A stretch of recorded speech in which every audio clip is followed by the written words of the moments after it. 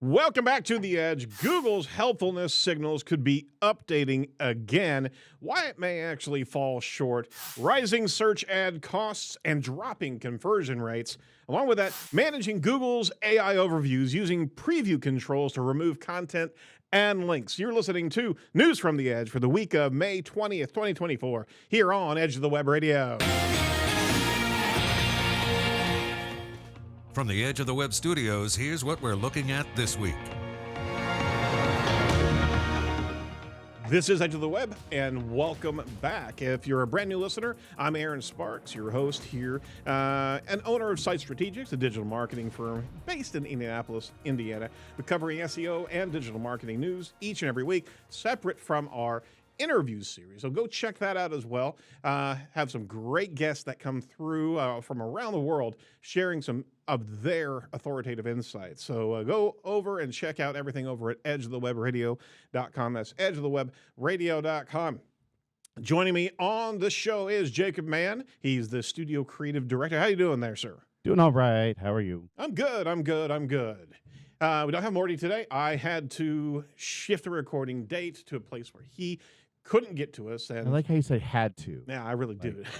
I had to. Oh. Yeah, we moved it so he couldn't get to us. Greg, Morty, when are you Not available. Sorry. No, Sadie's not here. Yeah, we are. Yeah, had a little bit of a heating issue at the house, and it got up to around 81 degrees. So had to fix that. That's not good. Nope, not good. And we may have been able to pull the show off, but the earphones were actually, headphones were melting to my ears. Stuck. Yeah, it kind of was pulling away, so I needed to avoid that. This show is sponsored by Site Strategics. They're the title sponsor of this episode of News from the Edge. Proud to have Site Strategics, our parent company, as a title sponsor. We're one of the top SEO companies in the Midwest. Check out what we do over at sitestrategics.com. Very proud of the team here. We're consummate learners. That's the reason for this show. So if you're interested in what we could possibly do for you, just give us a shout. Join us over at sitestrategics.com, or you can call us at 877-SEO4-WEB, 877-736-4932. All right. So that said, we wanted to dive straight into news. Had a lot of news this week as well as last week because Google announced their AI overview from the Google I/O. The more and more I see that intro and the DJ that was jumping all around in the rainbow robes, right? There's now a meme out there of my cringing from... I got to get back and see that. I missed it. Oh, my gosh. Last week. Oh, it's huge. All right. I'm going to jump on that right after the show. All I right. totally missed it. Honestly, I wouldn't recommend it because it is quite cringeworthy. The guy is obviously a huge techno music DJ, right? And My jam. that's it. That is your jam, right next to Matrix 4, if I'm Yeah. not mistaken. That soundtrack's wonderful, but he was just super creepy, and it's like, all right, are they really leaning in that far into that type of brand? Anyway, It's what the kids love. it is what the kids love. You know what the kids don't love? Tell me. They don't love the HCU. They don't love helpful content update that's taking down websites. From Search Engine Journal by Roger Monti. He's talking about the Google helpfulness signals might actually change. And the title of his article is Why It's Not Enough. Google might adjust the helpful content signals so that new pages are able to rank. Just to level set everybody, if you're not familiar with the HCU, it got rolled out. A couple different versions of this, but the helpful content update, AKA HCU, was actually originally a site-wide signal when launched in 2022. That meant that an entire site would be classified as unhelpful and become unable to rank, regardless of if some of the pages were helpful. And there's been a lot of sites that have suffered from this update, and rightfully so, because a lot of that content was not helpful. Now, that helpful is a very subjective perspective there, right?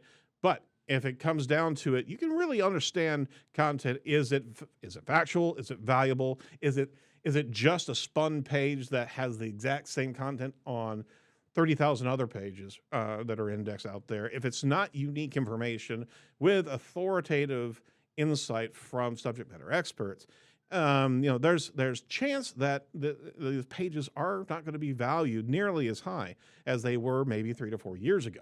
So they rolled the HCU update in 2022. The recent signals associated with the helpful content system were actually absorbed into Google's core ranking algorithm, generally changing them to page level signals with a caveat. So this is from Google's documentation, right? Our core ranking systems are primarily designed on the page level, using a variety of signals and systems to understand the helpfulness of individual pages. We do have some site-wide signals that are also considered. So the site-wide HCU was absorbed into the core algorithm months and months ago. And now what Google's changing in their documentation, they're saying that it's no longer a single system for helpfulness. It's now a collection of signals, writes Roger, within the core ranking algorithm. And the signals are page level. And there are also some site-wide signals that can also impact the overall rankings. A lot of publishers are still expressing frustration with site-wide algorithm changes.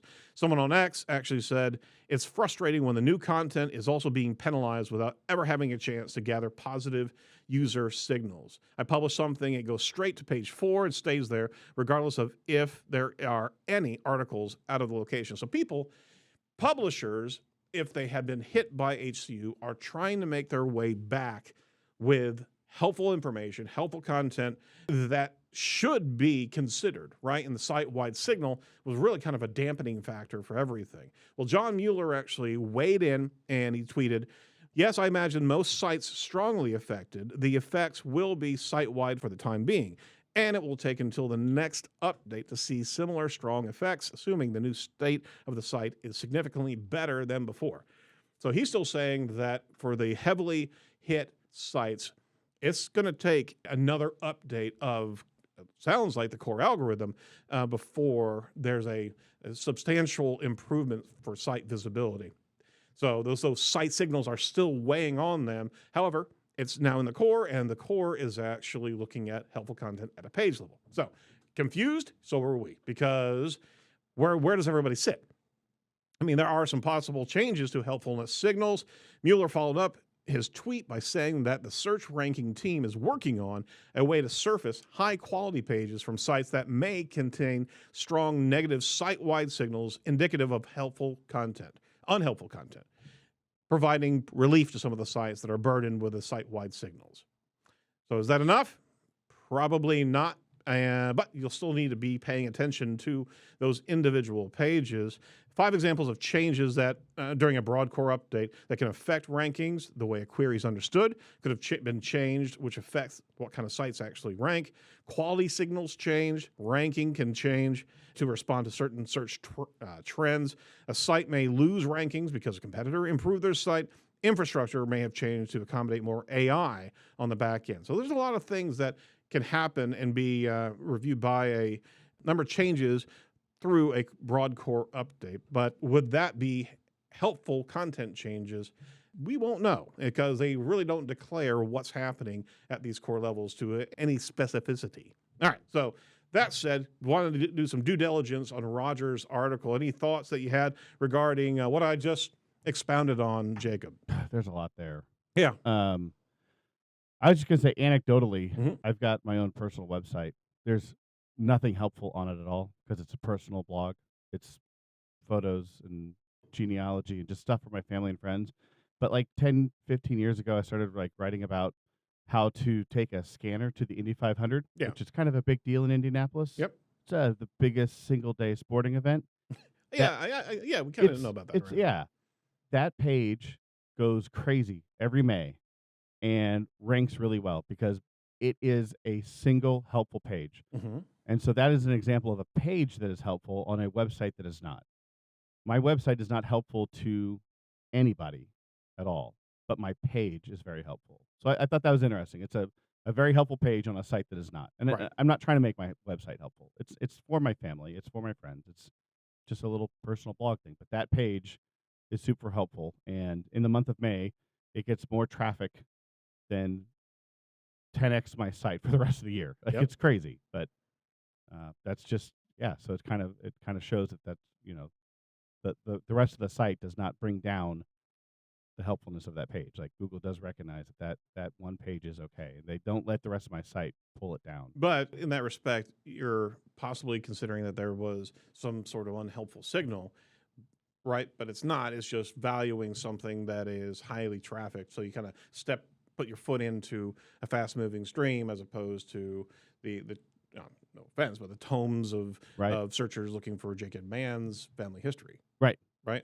Yeah. Maybe I am helpful for that. I don't know. It's just very low traffic. Who knows? Yeah, absolutely. So, I mean, for sites that are going through this HCU, right, the toughest thing is for them to actually look at their content with that level of subjectivity going, how helpful is this collectively? That's fair. You maybe know? maybe my other content is helpful. I think it is. There's just 15 people looking for it. Exactly. I think it's helpful. There you go. We'll just vote. So low traffic. So that said, check out Roger's article there. There's a lot of people commenting on this HCU and how to actually recover from it. And it's such a dampening factor on some of these sites that have been unhelpful for a long time. A lot of the sites that actually scaled with AI content, right? It was just homogenized content from the entire search index on a particular topic, right? Yeah. So you are going to sink your ship if you're just not offering anything of value to the conversation or to the equation. Right. I think the Mann family had a boost of visibility because of that IndyCar frequency page. Think about that. Yeah, could be. People are finding you more because you're tied to that. Yeah. Yeah. There you go. Come to Indy 500. It is a pretty cool thing that you set up there. Yeah. Just got to say. All right. Next article, search ad costs rise and conversion rates are actually declining in 2024. This is from Search Engine Land to our paid ad audience out there. The search ad benchmark report finds advertisers are paying more for leads and clicks, while Google continues to report record profits. All right, so weird how that works. Yeah, I think we've had that statement before here, and this is from Danny Goodwin over there. Feeling deja vu? He sure was whenever he read a Local IQ's annual search advertising benchmark report, which was released yesterday, actually on the 13th. I'm sorry. It's basically more of the same story. The 2024 edition once again features data on the average conversion rate, cost per lead, cost per click-through rate, as well as cost per click. Advertisers are paying more for leads and clicks, while Alphabet, Google's parent company, keeps recording record profits. Local IQ said this is due to the increased competition and intensified monetization of the SERPs. Amen to that. There are so many ads. And especially when we were seeing that in the Search Labs feature, looking at SGE content, the organic visibility, the organic listings were getting pushed further and further. There was an ad, then a AI bubble, or the SGE bubble, and then another ad, then some blue links, organic blue links, and then another ad. Well, we're still seeing the same thing in the SERP right now. There is, and on top of that, with just the endless scrolling, there's so many ad breaks in this content that, there's continued monetization of the SERP. Right. I do wish Morty was here because I feel like he would do a John Madden impression right now and be like, you see, they raise their prices and they make more money. They show more ads and they make more money, because John Madden would always point out the most obvious things. Yeah. And we could have even given Morty a screen to actually draw circles around the different ads. They raised their prices here and then their profits went up over here. How'd that work? Oh, is that how that works? Yep, wow. Exactly. So check this out. The data is terrible here. Conversion rates, on average, 6.96. Conversion rates have increased 12 out of the 23 industries. Industries with big decreases were finance and insurance, down 32%. This is the conversion rate data, folks. And dentists and dental, down 19%. Industries with significant increases were apparel, fashion, and jewelry, up 112%. This is the conversion rate collective data. The cost per lead has increased on average across 19 to 23 industries by 25%. And on screen, and I'll make sure you check out our YouTube video as well, because we do a lot of focus on the different parts of this article. So on screen, we have industry breakdown across the board when it comes down to those key factors of click-through rate, cost per click, conversion rate, and cost per lead. Some of the biggest losers right? Especially cost per lead was attorneys and legal services. Yikes. That just means it's so competitive in that space. Yeah. Click-through rate has increased by 5% on average for 70% of the industries, and the cost per click has increased 10% on average in 86% of the industries. Real estate, sports and recreation, and person service industries saw an increase of over 25% year over year. So in that article, you'll be able to see the entire report, as well as a couple other links regarding Google's profit reporting as well. So we're getting less for what we're spending for. We're paying more for what we're spending for in the ad space. And that's a pattern that keeps on repeating. Speaking the obvious, yes, and yes, Morty would actually plow through that and point out, hey, if he was ever interested, because he really doesn't want to weigh in on the ad side of things unless it's something like this. So, but yeah, we'll imagine Morty in the football chair there. All right, so hey, Boom. there. We're proud to have Site Strategics as a sponsor of Edge of the Web. So here's the question. How do you create that authoritative subject matter expertise, that helpful content that we know Google's looking for? Learning from your client is always the place, but organizing a well thought through interview process is time consuming for both you and the client. So what we've done here at Site Strategics is actually develop a SME, a subject matter expert interview process that's backed by our years of interview techniques, as well as SEO research and buyer's journey persona definition. You can bring us in as that SEO SWAT team, extracting incredible knowledge from your SMEs, as well as their voice and passion for what they do. You can deliver targeted series of questions and goals during that interview, work organically through some great conversations, and we can provide a set of deliverables that you can take to the omni-channel deployment. So video content, audio content, transcripts, blog posts, structural content, all can come from that SME interview, especially snippets that we can actually put in. It's all coming to you in Google Docs, where you can actually utilize some of those SME takeaways to pepper your site as well and build up that additional authority across the entire site. So if you're interested in what we can do for you, just jump over to edgeofthewebradio.com/site and check us out. We'll be happy to talk to you about this process, and maybe this is a right solution for your SME knowledge needs. You remember, it's not you, it's SME. I got to get a bumper sticker for that. All right, so Google announced Google AI overviews. Has there been any perspectives about the AI overviews? Everybody loves it. Yes. 100%. 100%. Nobody hates it at all. Wrong. There's a trend that, because they released that right after the Google I/O, the layperson trend, there are autofills that are showing up. How do I turn off Google AI overview, right? And so many different permutations of that.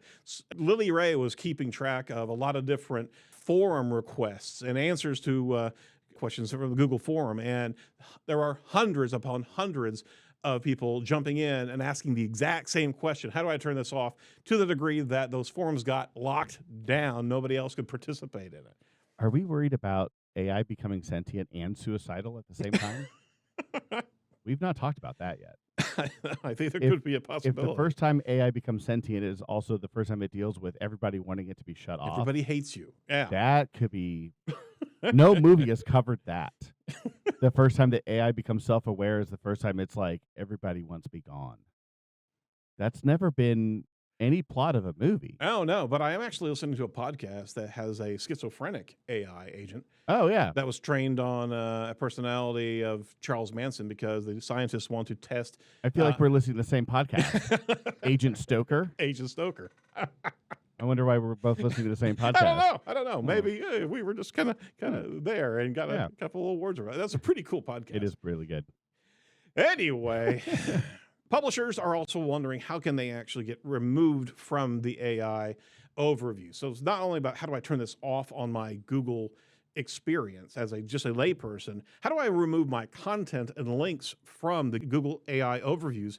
So GSQI, that's G Squared Interactive, that's Glenn Gabe's content over there. He actually has put through a great expose on how do you turn this off by using preview controls like no snippet, data no snippet, and max snippet. It's a case study that he put together. Certainly want to go have a look at it. He published it and updated it just today. So he's covered a number of different aspects of what the AI overview are and how you can actually remove your content from that. It's a pretty sizable hammer, and it also is going to remove you out of other aspects. It's not just associated to AI overview, it's also pulling you out of PAAs or other rich snippets. So Google's not given any respective or specific control of removal from AI overview. So healthy document. We certainly appreciate Glenn Gabe sharing these thoughts and putting together the comprehensive overview of how do you remove yourself. But here's the question. Here's the dilemma. And we brought it up, Jacob, before the show here, is that there's going to be an answer by somebody. If you pull yourself out of the running of being used in the AI overview, somebody else is going to be there, right? Right. That's my fear. So what's the loss of actually being there, right, and being used? Well, the whole point is that zero click, no on attribution. We don't get traffic. Neither does the other answer. But what are you doing whenever you're saying, nope, I don't want you, Google, to use our content?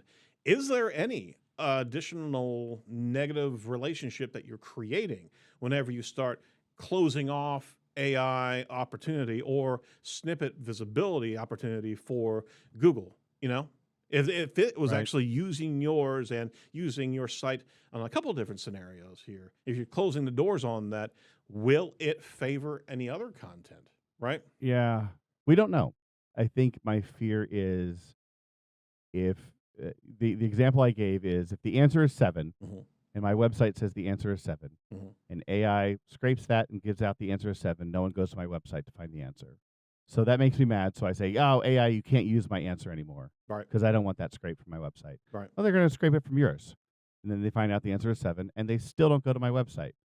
So I've accomplished nothing. They're still not going to my website. Right. So I've done all that work, and now they still don't go to my website. I would rather them scrape my answer, and maybe hopefully Google directs them to me for something else, or maybe someone isn't satisfied with that answer and digs a little bit deeper, or a different type of search gets them to me.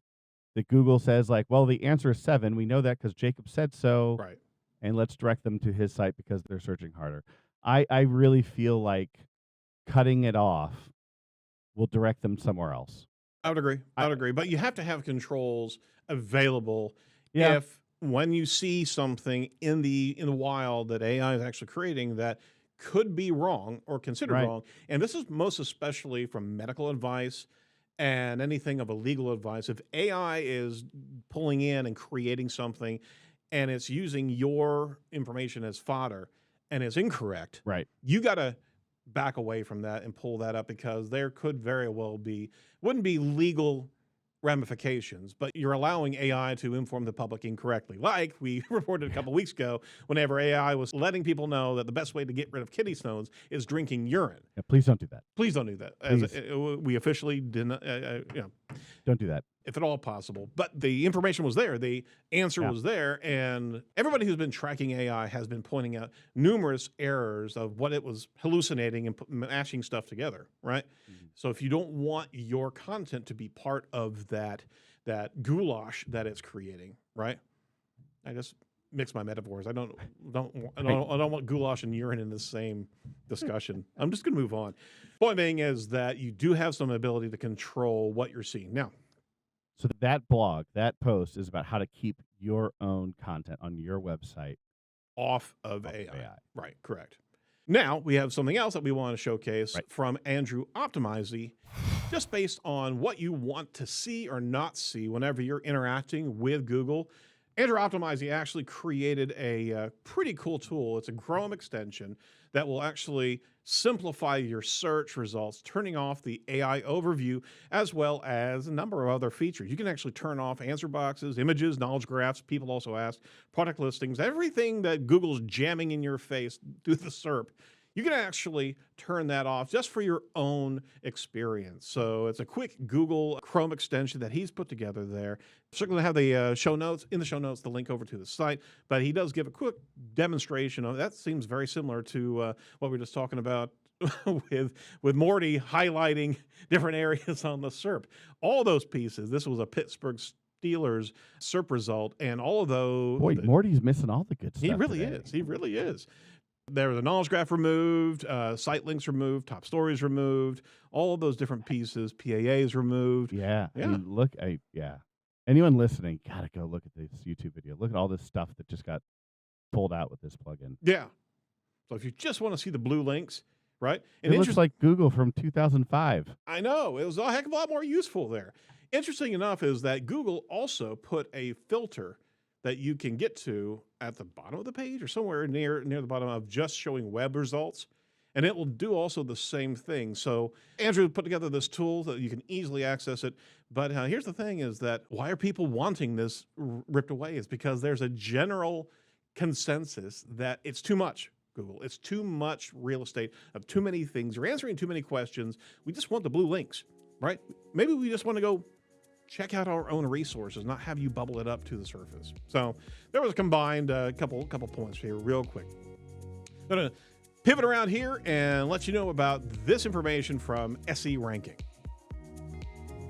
SERanking has significantly improved the freshness and accuracy of their backlink data. Where other providers might let link data linger and grow stale, SERanking has nearly 2/3 of their backlinks updated every 3 months, ensuring access to the freshest data in the industry, giving you cleaner and more accurate backlink data with higher accuracy. While competitors may boast larger volumes, SERanking prioritizes quality over quantity. They're detecting new referring domains 33% faster for young websites under 6 months old. Updated domain trust parameters reflect improved backlink data, which gives you more precise domain trust scores. SERanking focuses on delivering the most up-to-date and reliable backlink intelligence, empowering users to make well-informed SEO decisions and staying ahead of their competition. These updates are impressive, and it's time to have a look at SERanking if you haven't before. Go to edgeofthewebradio.com/SERanking.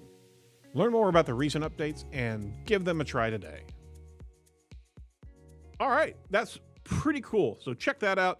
Wanted to jump into AI news. We don't have Morty with us, but we'll still channel him in spirit here. ChatGPT is to surface Reddit content with a partnership with OpenAI. So Reddit's not the exclusive partner of Google, that $61 million date. They went over to OpenAI and said, hey, you can use our users' content over there as well. So they've announced a partnership. Reddit content will be used for ChatGPT. Concerns about the accuracy of Reddit user content is kind of front and central here. So why is Reddit so valuable? Reddit's valuable because it's natural language, and Reddit itself has not been a scenario where people and products and companies are trying to rank. They're trying to answer questions. Okay, that's the essence of what Reddit and Quora and these other forums are. Google grabbed a hold of this going, hey, if it's content for helping sake, let's see what we can do to learn from all of this user-generated content. Now, OpenAI is doing the same bloody thing. There's no accuracy focus here. It's just the natural language. So are we concerned that it's going to perpetuate hallucinations, especially if you've been a Redditor for any particular degree? Have you seen some of the flameouts and the comments inside of the subreddits where, yeah, you've got some authoritative content, but you also have a lot of jokes, a lot of comment jacking as well. And if it's unmoderated, it can go pretty negative in that space. So see all that seasoning that's in there? Oh, that's some cayenne pepper in the goulash here. And you're saying that our search and our chat tools are all going to be absorbing that rancor and using it to bubble up to the surface. So it's just going to be Snark GPT. It's going to be Snark GPT. Fantastic. I'm going to ask a serious question and just get a smart-ass response from now on. Well, isn't that what Grok was supposed to do? You're like dealing with my kids all day long. Yep. Exactly. That was from... Ask a serious question. It's going to start off with, bruh. Yeah, exactly. Exactly. So, yeah, I'm sure there's some big money that's being interplayed there. That was from Matt Southern over at Search Engine Journal. Another quick AI news here. Google Ads restrict brand names and logos from image generation. This is over at Search Engine Journal as well. And this is from Matt Southern as well. Google Ads can generate generic product images, but not branded results. Prompts mentioning brands or logos will trigger an error notification, and guidelines can actually help advertisers utilize AI image generation responsibly. So they're doing it for brands and filtering brands. We didn't report a couple weeks back, but it was in the news actually. I think we got it into the newsletter that AI generative tools like Midjourney are also prohibiting any type of use of political figures, any type of celebrities in the political space, right? Yeah. From being used in that type of manner. However, you better believe that people are going to be able to find prompts to get around a blockage of a particular name, right? Yeah, they'll figure something out. Yeah. So the whole point is, and we were talking about this before the show, is that there's no way I can render the picture of us in the studio with a Pepsi logo on my coffee right here, right? Well, but this, I just noticed at the top of the article, it says Google's AI tools. So Google can't prevent you from using AI tools like Midjourney Right. to create branded content. Correct. Absolutely. This is So, for I mean, Gemini. Yeah. I mean, it's still a step in the right direction, but Mm-hmm. I mean, Adobe has AI tools. There's Midjourney. I mean, there's thousands of tools out there. So Absolutely. I Absolutely. wonder if the next step is for them to try to detect AI-generated content, which then gets into a whole mess of Right. Ranking and visibility on search. right. Huh. And that's going to become a whole mess because a lot of times AI tools miscategorize content as That is AI correct. generated, and you create something that is not AI generated, and it says it is, and you start having ads being blocked. Pepsi puts out an ad, they're like, yeah, that's AI generated. No, it's not. I am Pepsi. You're going to have some sort of chain of custody Oh, proving that the image was actually correct. yeah. Like a watermark of sorts to be able to show where this photo was created. Oh my gosh. I mean, you could very well have to prove your authenticity in both content, written content, and imagery. Imagery has been one of the sketchy ones. Yeah. All right. You know what's also sketchy? Check this out. OpenAI dissolves the team focused on long-term AI risks. Less than 1 year after it announced. This is over at CNBC. That's a short-term job for a long-term team. Hayden Field wrote, OpenAI has disbanded its team focused on the long-term risks of artificial intelligence. A person that was familiar with the situation confirmed to CNBC. The news comes days before both team leaders, OpenAI and co-founder Ilya Sutskever and Jake Leakey announced their departures from the Microsoft-backed startup. OpenAI Super Alignment Team announced in 2023 they've been working to achieve scientific and technical breakthroughs to steer and control AI systems much smarter than us. At the time, OpenAI said it would commit 20% of its computing power to the initiative for 4 years. So this entire team that was focusing on the long-term risks for AI, they're out of here. And they've shuttered the entire program.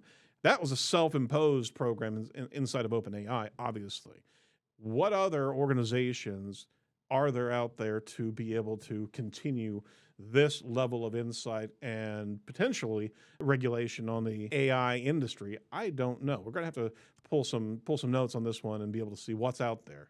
I know there are regulatory commissions, but an active, regular study of the technology that's being developed by all of the different players in the big tech space, right? There's a new startup called Cyberdyne Systems that's making sure that AI stays on track, and they're going to keep us all safe. Just trust Cyberdyne. Hey, real quick, we're proud to have Inlinks as a sponsor, continued sponsor of Edge of the Web. Did you know that entities play the major portion in search engine results and how they understand your content on the web? Optimizing content solely around keywords is a thing of the past. Now is the time to add entities into the mix and reach higher rankings by using Inlinks, an award-winning software in entity SEO. Uncover incredible relevant clusters of information and user intent for your content. Start with Inlinks keyword tool. Have a fantastic tool to be able to do the analysis. So if you go over to edgeofthewebradio.com/Inlinks today, you can claim your free Inlinks account and start creating content that will outperform your competitors. All right, some fast break with Barry Schwartz.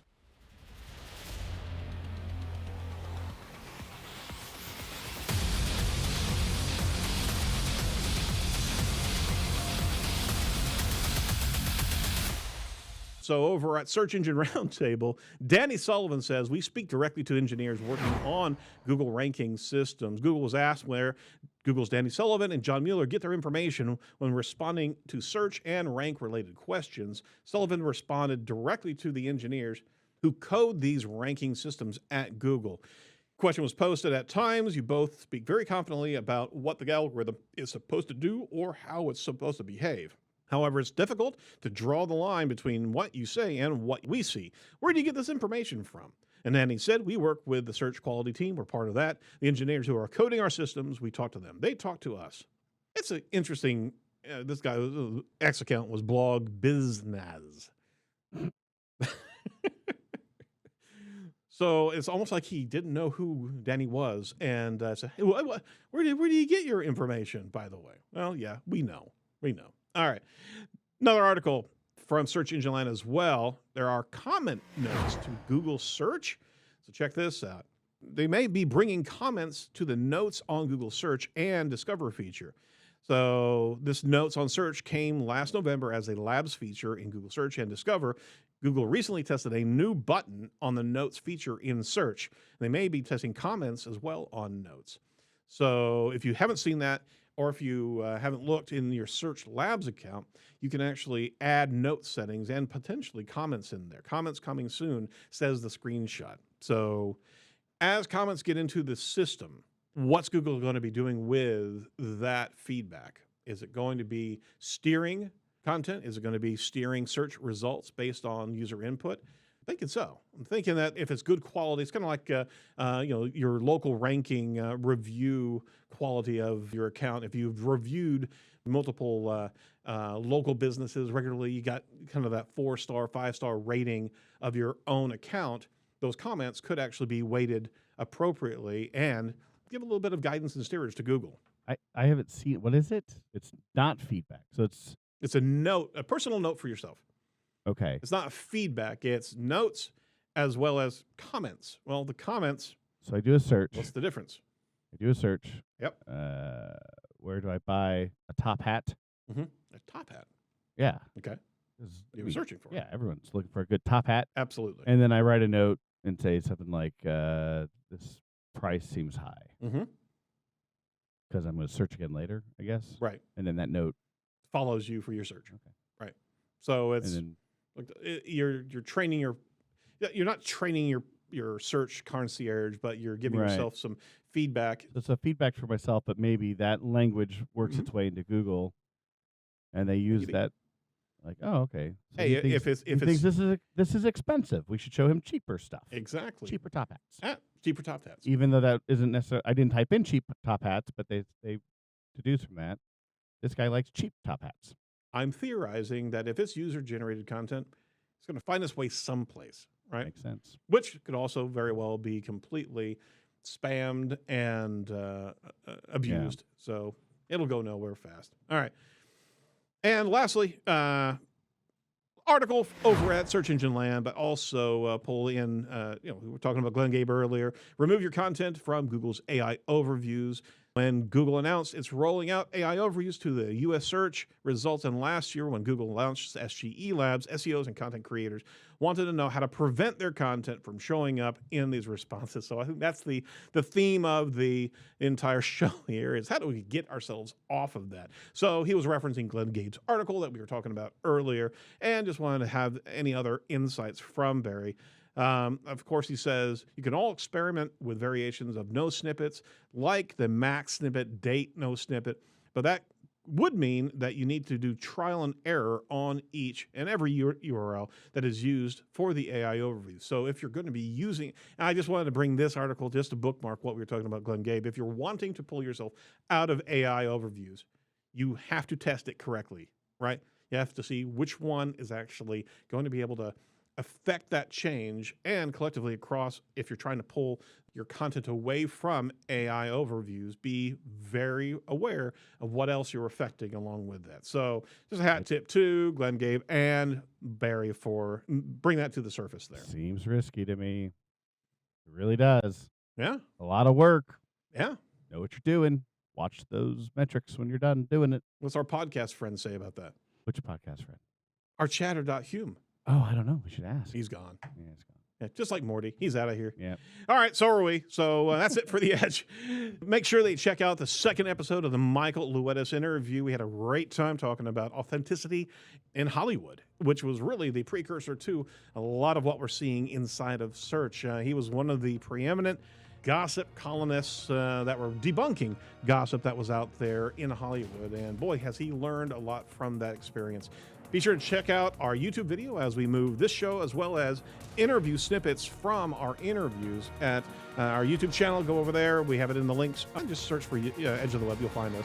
And if you wouldn't mind, give us a review on our show, this one or other shows you've listened to. Go over to ratethispodcast.com/edge today.